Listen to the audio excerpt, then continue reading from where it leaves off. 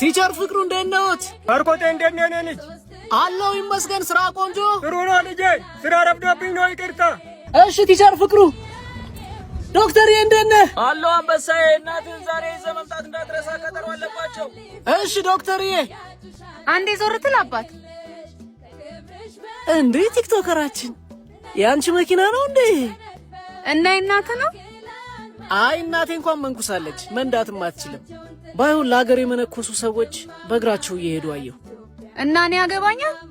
አረ ምን በወጣሽ፣ እንደው የዓለም ጸባይዋ ገርሞኝ ነው እንጂ።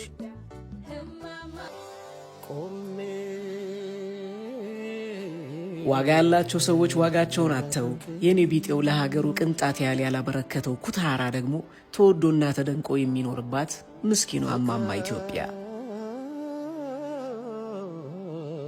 የመጨረሻ ጎላችን የስኬት መለኪያችን ገንዘብ ሆነና ገንዘብ እስካስገኘን ድረስ ክብራችንን፣ ሃይማኖታችንን፣ ሰውነታችንን አሽቀንጥረን ጥለን እርቃኑን የምናስቀር አዲስ ትውልዶች መጣን። በጣም የሚገርመው ታዲያ ይሄ ትውልድ ለሀገር ከመነኮሱ ሰዎች በላይ መወደድና ክብርን አግኝተን በየቦታው በአድናቆት ማዕበል እንጥለቀለቃለን። ለሀገርህ ምን አበርክተሃል ብትሉኝ አንድም የምጠቅሰው ነገር የሌለኝ እኔ ቲክቶከሩ ከአንድ መምህር አሊያም ዶክተር ጋር የሆነ ቦታ ወይም ሚዲያ ላይ ብገኝ ግን የተሻለ ክብርና ሞገስን ላገኝ ይችላል። የቱ ጋር እንደሳትን ምኑ ጋር እንደተላለፍን አላውቅም፣ ብቻ ግን ስተናል።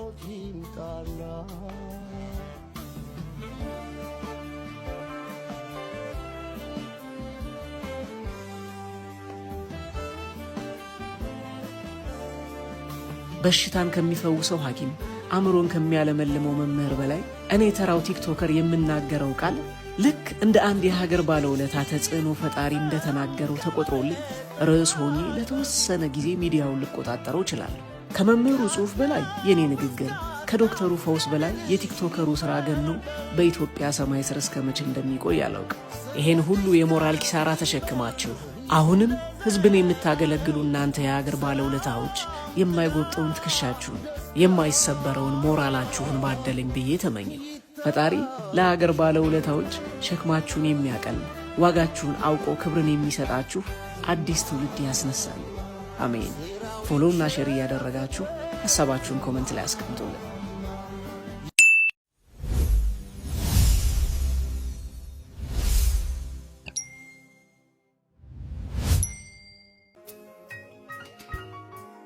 ይነዋት በጣም ነው የናፈቀችኝ። እኔ ውጭ ሀገር እሷ እዚህ ብንሆንም በፍቅር 5 ዓመት ቆይተናል።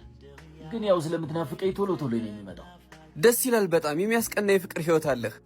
አዎ ፈጣሪ ይመስገን። እኔም ብዙ ዋጋ ከፍዬባታለሁ።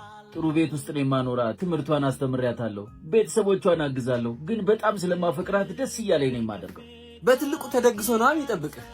ኖ እንደምመጣ አልነገርኳትም። የቤቱ ቁልፍ ስላለኝ ገብቼ ሰርፕራይዝ ላደርጋት ነው ያሰብኩት። ዳትስ ኳይ ሻንጣዎቹን ፋሚሊ ጋር ያስወረድኩት።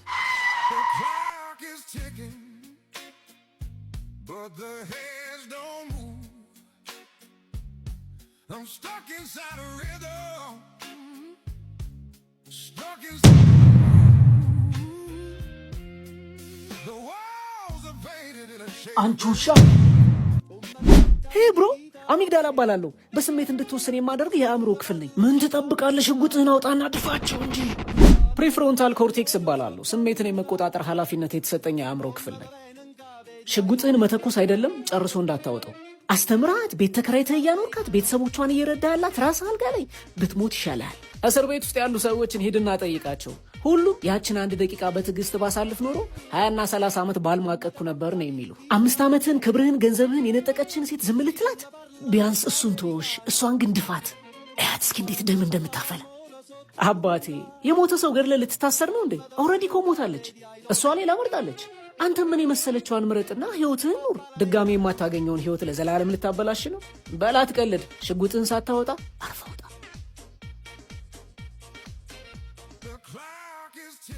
የእናንተን አላውቅም። እኔ ግን የማደርገው ጥሎ መሄድን ነው። አስቡት እስኪ ላልመረጠችኝ ሴት ብዬ በምርጫ የተሞላውን ህይወቴን ለዘላለም ምርጫ ሳሳጣው። እናንተ ምን እንደምታደርጉ ፎሎ እና ሼር እያደረጋችሁ ሐሳባችሁን ኮሜንት ላይ አስቀምጡልኝ። ዛሬ ደግሞ ህዝቤ እንዳለ ተሰልፏል። ቲቸር እንዴ ልጅ ባርኮት ወዴት ነው በዚህ ጠዋት ሩጫው? ቲቸር ተማሪዎች ትምህርታቸው እንዳይስተጓጎል ልደርስላቸው ብዬ እኮ ነው የምሮጠው ልጄ። ያው የሰሞኑን የነዳጅ ጉዳይ ታውቀው የለ?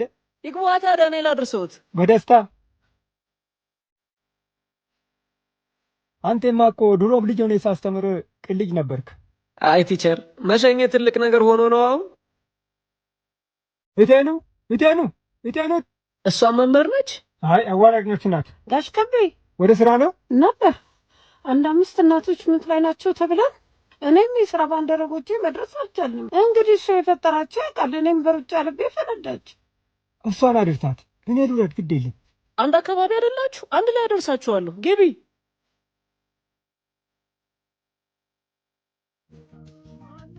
አይ ማስረሻም ታክሲ አላገኘም።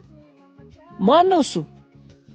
ያ ወጣት ነው፣ ኢሚግሬሽን ውስጥ ነው የሚሰራው። ሲገርም። እኔም እኮ ለፓስፖርት ጉዳይ ወደዛው ነው የሚሄደው።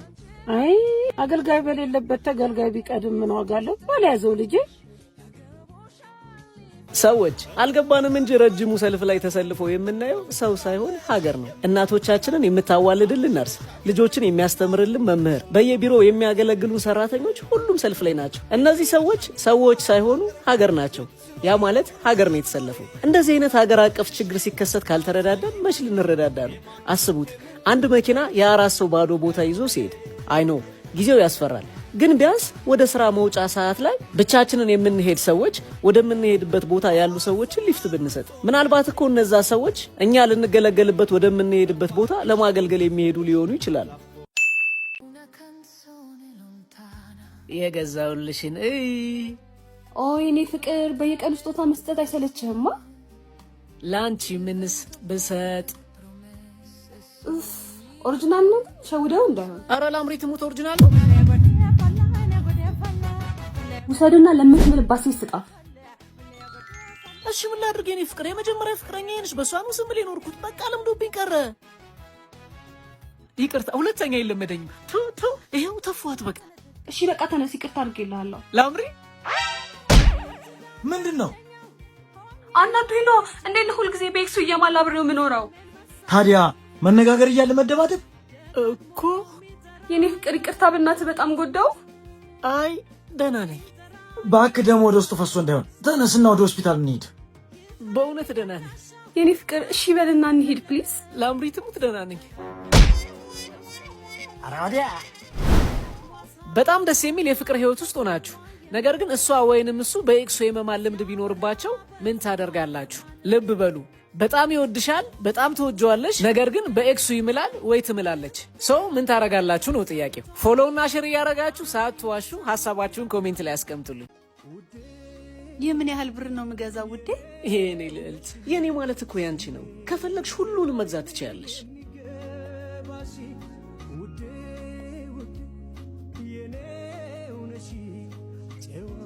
አመሰግናለሁ የኔ ውድ ባል። እንደዚህ ያዘንጠኸኝ እስከ ዛሬ ግን እንክረኛ ነኝ። የኔ ውድ፣ የኔ ማለት እኮ ያንቺ ነው። ነገውኑ መኪና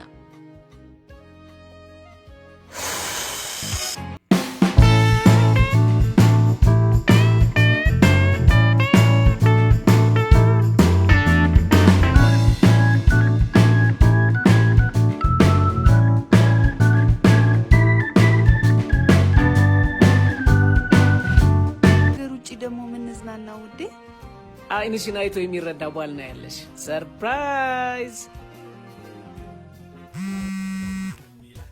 ሲስቱ የ500 ጉዳይ እንዴት አደረግሽልኝ? ኦ ረስቼው። ቆይ መልሼ ልደውልልህ። ሰራ አድርጎ ይመልሳል ወይ? ምን እሱ ሀብታም አይደል እንዴ? 500 ለሱ ምኑ ነው? የኔ ውድ ሚኪ 500 ብር ስለፈለገ አስገባለት። እሺ 500 ብር አይደለም 5 ብር አላስገባለት። አረ ተረጋጋ ውዴ፣ ለወንድሜ እኮ ነው። እና ይሁና፣ ሰፈር ውስጥ ቁጭ ብሎ ሲላከፍ ለሚውለው ወንድምሽ ላቤን ጠብ አድርጌ ያመጣሁትን ገንዘብ የምሰጠው ለነፍስ ነው ለስጋዬ? ቆይ አሁን የኔ ማለት ያንቺ ነው ስትለኝ አልነበረም እንዴ? የኔ ማለት ያንቺ እንጂ የወንድምሽ ማለት አይደለማ። ቆይና አባዬስ ገንዘብ ከለከለኝ ቢላቸው ምን ይሉሃል? ያሉትን ይበሏ። ያገባሁት እኮ አንቺን እንጂ እነሱን አይደለም። አንዳንድ የሴት ቤተሰብ የልጅን ባል ልክ እንደ ገቢ ምንጭ ቆጥሩትና ከወንድም እስከ እህት ከእናት እስከ አባት ቁጭ ብለው መጦር ይፈልጋሉ። በተለይ ትንሽ ገንዘብ አለው ብለው ካሰቡማ ከወንድምና ከእህት አልፎ ሙሉ ቤተ ዘመዱ አሰብስፎ ሊጠብቅ ይችላል። አንድ ሰው ላቡን ጊዜውን እውቀቱን አፍስሶ ያመጣውን ገንዘብ ለምን አልሰጠንም ብለው የሚቀየሙ ሰዎች በጣም ያስገርሙኛል። እንደ ሰውኛ መረዳዳት ሊኖር ይገባል፣ እንደ ግዴታ ግን ሊታይ አይገባም። ምክንያቱም ምናልባትም ያ ባል ለቤቱ አድልቶ እንጂ ሊረዳቸው የሚፈልጋቸው ድሃ ወገኖችና ወንድሞች ሊኖሩት ይችላሉ። አንዳንዶቹ ወንድ ልጃቸው ለሚስቱ ቤተሰቦች እንዲያደርግ የማይፈልጉትን ነገር የሴት ልጃቸው ባል ግን ለእነሱ እንዲያደርግላቸው የሚፈልጉ ብዙ ቤተሰቦች አሉ።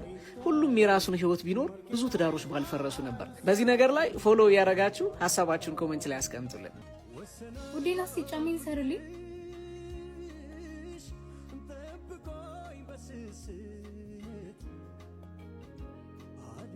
ምንድነው እንደዚህ ማቅበጥ? አልታመመች አላረገዘች ራሷ አታስራው እንዴ?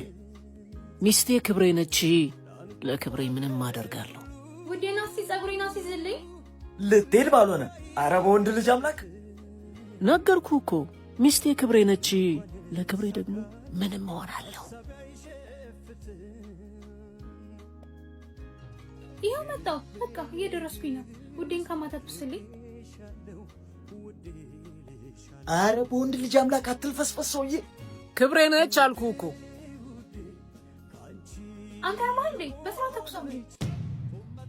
ምንድነው ያልሽው? ምንድነው እሹ? እንደ ወንዶቹ እየተቆጣሽ ነው። አንቺ እኮ ስትታዘዢ ነው የሚያምርብሽ። በላውን በደምብ ተኩሰው ደነዝ።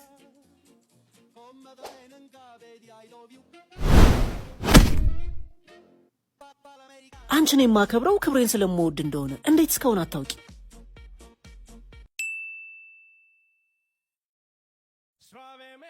ይህኔ ለማድረግ ስንት ዋጋ የከፈልኩባትን የወደፊቷን የልጆቼን እናትማ ፏፈሽ ብዬ ነው የምጠብቃት።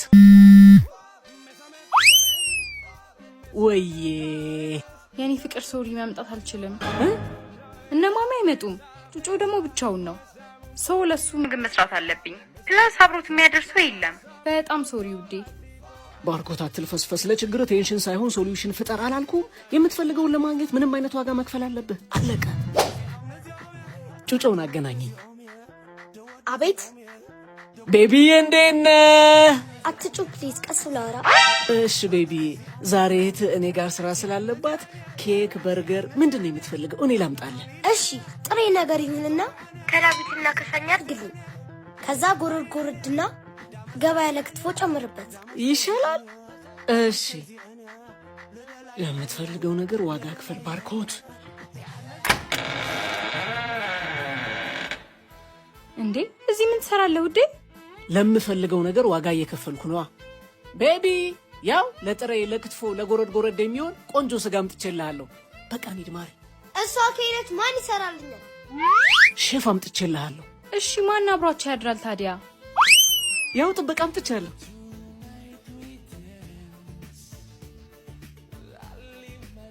በቃ የምትፈልገውን ነገር ለማግኘት ምንም ነገር ታደርጋለህ ማለት ነው? አዎ፣ ግን ብዙ ጊዜ ሰዎች የምንፈልገውን ነገር በምኞት ብቻ ማግኘት እንፈልጋለን። ሁሉም ነገር ግን የተቀመጠለት ዋጋ አለው። ያንን ዋጋ የሚከፍል ሰው ብቻ የፈለገውን ያገኛል። ያለ ዋጋ የሚገኝ ነገር ምኞት ብቻ ነው። አይደለም ይቅርና የማፈቅራትን ሴት ዳቦ እንኳን የምናገኘው የዳቦውን ዋጋ 10 ብሩን መክፈል ስንችል ብቻ ነው። አንተም እኮ ዳቦ ለማግኘት ነው ዋጋ የከፈልከው። እኔ እንኳን የወደፊት ጎጆ ለመቀለስ ነው። ካነሳሽው አይቀር ግን ዋጋ የከፈልኩበትን ፍሬ የለብላ እንተኛ።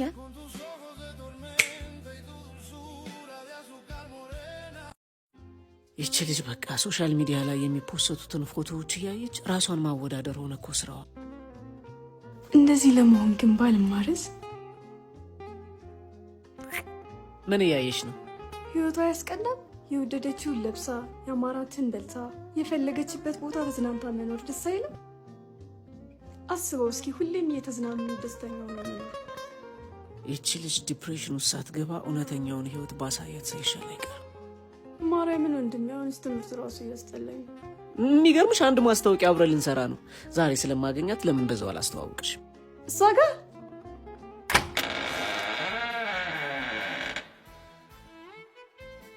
የእሷ ቤት ነው ብሉ እንጂ ባርኮቴ። ሽሮ ትበላለች እንዴ?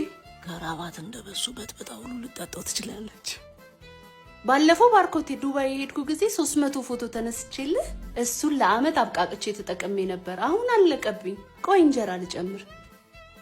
ፎቶዎቿን ስታይ በየቀኑ የምትመላለስ ነበር የሚመስልሽ አይደል? ባርኮቴ 150 ሺህ ብር አታበድረኝም? እሷም ይቸግራታል እንዴ? አይጠፋም። ዊ ዋንት ምንድን ነው የሚሉት? በእናትህ ተርጉመ ንገረኝ። ለማስታወቂያ ስራ ፈልገውሽ ነው። ስልክሽን ላኪላቸው። ፖስቶቿ ላይ እኮ እንዳለ በእንግሊዝኛ ነው የምጽፈው። የሚጽፍ ሰው አይጠፋ። የምታደርገኝን ይልኝ ባርኮት። ለፎቶ ብላ እንዳለ ልብሶቼን አስመጣችኝ። ኦ ማይ ጋድ በጣም ሰርፕራይዝ የሆንኩት ወንድሜ። ይኸውልሽ የኔ ቆንጆ ሶሻል ሚዲያ ላይ አብዛኛው ነገር ውሸት ነው። ይኸውልሽ የማስመሰል ህይወት፣ የራስ ያልሆነ ሀብትና አርቲፊሻል ማንነት ነው ሶሻል ሚዲያውን የሞሉት። እና ምን ያሳስባል አትሉኝም? እነዚህ ነገሮች ታዳጊዎች ላይ የሚፈጥሩት ተጽዕኖ ከባድ ከመሆኑ የተነሳ ትምህርት ከመጥላት እስከ ዲፕሬሽን ድረስ ያስከትላሉ። ታዳጊዎች አብዛኛው እውነታ ግን አሁን ድራማው ላይ ያያችሁትን ይመስላል። ሶሻል ሚዲያ ሲጠፋ አብሮ ከሚጠፋ ዝና ይልቅ እስካላችሁ ድረስ አብሯችሁ የሚኖረውን እውቀታችሁ ላይ ብቻ ትኩረት አድርጉ። ይህን ድራማ የሰራ ነው ተጽዕኖ ውስጥ ለሚወድቁ ታዳጊ ሴቶች ነውና ሁላችሁም ሼር አድርጉልን። ብሌኔ የማይሽ እንዳይኔ። እንደው ምን አይነቱ ወንድ አሰዳቢ ነገር! ወንድ አሰዳቢ ሳልሆን ወንድ አስከባሪ ነኝ። ዘመናዊ ወንድ። ሚስት ተኝታ አንተ ኪችን ለኪችን መርመጥመጥ ነው ዘመናዊነት።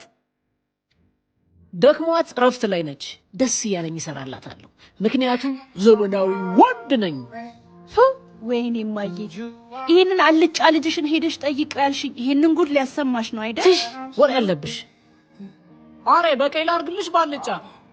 ባልጫ ይሁን ውዴ። መረቂ ኑራው። እሺ።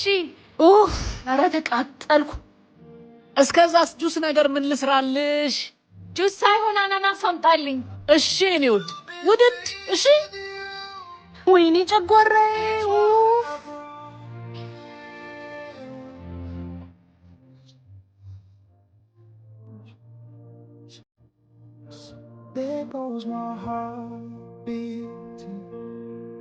ጭራሽ እንጀራ።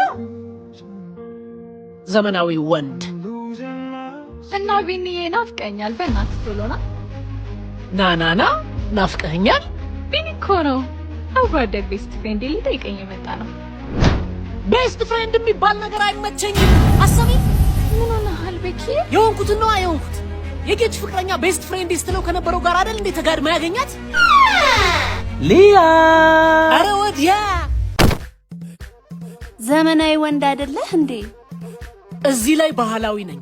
አጭር ጥያቄ፣ ከትዳር በኋላ ቤስት ፍሬንድ የሚባል ነገር አስፈላጊ ነው ትላላችሁ ወይንስ አይደለም? የዘመናዊ ባል ጥጉስ እስከ ምን ድረስ ነው? ፎሎው እና ሼር እያደረጋችሁ ሀሳባችሁን ኮሜንት ላይ አስቀምጡልን። ቆይ መች ነው እቺ ልጅ ግን የምትማረው? ቆይ ምን አድርጊ ነው የምትለኝ? የምልሽማ እኔን ስታገኝ ጓደኞችሽን ይዘሽ የምትመጪውን ነገር አቁሚ። መለያየት ሳይሻለን አይቀርም። ይቅርታ፣ ከማን ጋር ነው የምትለያየው ወንድሜ? እዛ ጋር ያለችው ፍቅረኛዬ ናት። እሷ ጋር። ይቅርታ አንተዋወቅም፣ ግን እባክህ ጊዜ ከሰጠኸኝ መፍትሄ አይጠፋም። እባክህ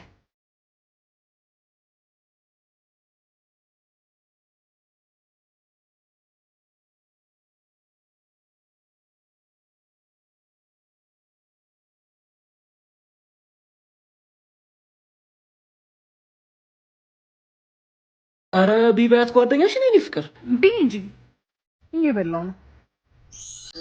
ምን ትበያለሽ? ያዥ ቦርሳዬን እናት ብንጂ ነኝ ፍቅር። አረ አንቺ ልጅ እየበላሽ አይደለም ወይ ጉድ! ጭራሽ የማትበላ ልጅ።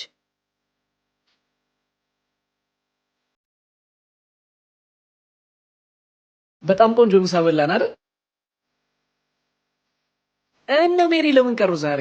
ለዘላለም አይመጡም። እሷን ብትሆን